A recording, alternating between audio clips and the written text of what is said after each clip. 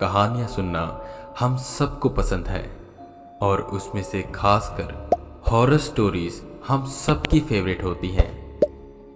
पहले के वक्त में जब हम अपनी नानी के घर जाते थे, अपनी दादी के घर जाते थे, तो रात के वक्त उनसे कहानियाँ सुनते थे, भूतों की, प्रेतों की, और हमें मज़ा भी बहुत आता था। पर क्या आप जानते हैं कि कई कहानियाँ इतनी डरावनी होती हैं, इतनी डार्क होती हैं कि उसको सुनने के बाद कोई शख्स मर भी सकता है। जी हाँ, आपने सही सुना। कुछ कहानियाँ ऐसी भी होती हैं जो अगर किसी को ना सुनाई जाए तो ही ठीक।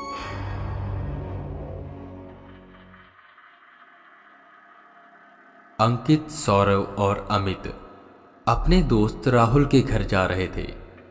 राहुल के मम्मी पापा किसी काम से दिल्ली गए हुए थे, जिसकी वजह से राहुल का घर 2 दिनों के लिए खाली था। जिस पर राहुल ने अपने तीनों दोस्तों से कहा कि क्यों ना ये 2 दिन साथ में बिताए जाएं और खूब मस्ती की जाए। ये उनका पहला नाइट आउट होने वाला था, जिसकी वजह से वो बहुत ज़्यादा एक्साइटेड थे। रात के 8 बज रहे थे। वो तीनों राहुल के घर पहुंचे, जहां राहुल किचन में खाना बना रहा था। उनके ग्रुप में बस राहुल और सौरव को ही थोड़ा बहुत खाना बनाना आता था, इसलिए सौरव राहुल की मदद करने के लिए किचन में चला जाता है। अंकित और अमित हॉल में जाकर टीवी देखने लगते हैं। कुछ वक्त के बाद सौरव और राहुल खाना लेकर आते हैं, जिसको खाने के बाद वो चारों टीवी बंद करके कुछ और करने का सोचते हैं। अब तक रात के 9:30 बज चुके थे। वो चारों हॉल में बैठे ये सोच रहे थे कि क्या करा जाए और कैसे इस रात को यादगार बनाया जाए। तभी अंकित कहता है कि चलो भूतों की कहानियां सुनाते हैं, जिस पर सौरव और राहुल तो हामी भरते हैं, पर अमित थोड़ा डरपोक किस्म का लड़का था, तो वो मना कर देता है। पर उन तीनों के इतना कहने के बाद वो भी राजी हो जाता है। रूम की लाइट बंद करके टेबल पर कैंडल जलाकर वो वहीं बैठ जाते हैं और एक एक करके भूतों की कहानियां सुनाने लगते हैं। पर ना तो उनको मजा आ रहा था और ना ही डर लग रहा था, क्योंकि वो बस वही पुरानी कहानियां सुना रहे थे। सौरव एकदम से खड़ा हुआ और कहने लगा कि उसने इंटरनेट पर एक कहानी पढ़ी थी और उसे वो बहुत अच्छी लगी और वो बहुत डरावनी भी थी। जिस पर वो तीनों सौरव को कहते हैं कहानी सुनाने के लिए, और सौरव कहानी सुनाना शुरू कर देता है। कहानी गोजू की, गोजू द काउ हेड। एक वक्त की बात है, एक गांव में सूखा पड़ा हुआ था।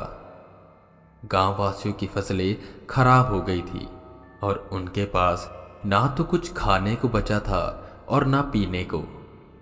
हालात इतने खराब हो गए कि वो मजबूरी में अपने पालतू जानवरों को मारकर खाने लगे। उनका मांस तो वो खाते ही, पर उनका खून भी पी जाते। धीरे धीरे उनकी बकरियां और मुर्गियां खत्म हो गई। अब उनके पास बस गाय ही बची थी। और अब तक वो इतने दरिंदे हो चुके थे, इतने खून के प्यासे हो चुके थे कि वो गाय को मारकर खाने लगे और उसका खून पीने लगे। हालात और बिगड़ते जा रहे थे। एक वक्त तक गांव वासियों को उम्मीद थी कि किसी न किसी तरह वो जी लेंगे, पर अब उनका हाल बद से भी बदतर हो चुका था। अब उनकी गाय भी खत्म हो चुकी थी।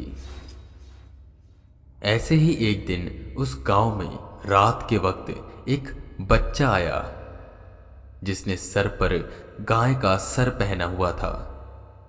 जिसे देखकर गांव वाले सोच में पड़ गए कि आखिर इस बच्चे ने गाय का सर क्यों पहना है।